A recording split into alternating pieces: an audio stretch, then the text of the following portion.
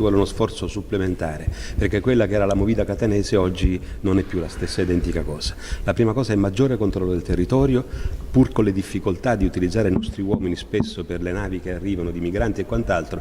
C'è il massimo straordinario impegno per una attenta vigilanza preventiva e repressiva.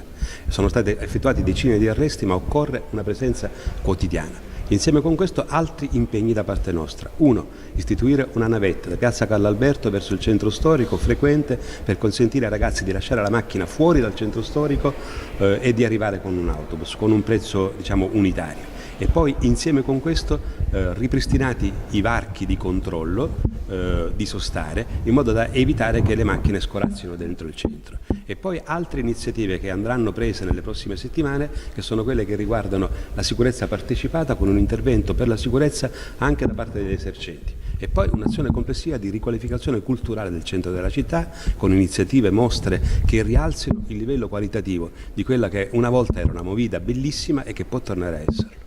Nella zona di Corso Sicilia le risorse saranno impiegate per avere di nuovo il controllo negli accessi nei cosiddetti varchi, e insieme con questo spero di poter ripristinare il prima possibile i mezzi di ripresa, le telecamere per il controllo di sicurezza, che è una cosa assolutamente indispensabile. In questo momento ne funzionano solo 2, c'è un sistema di controllo di ZTL, troveremo le risorse per poterli mettere in funzione tutti e questo ci aiuterà molto.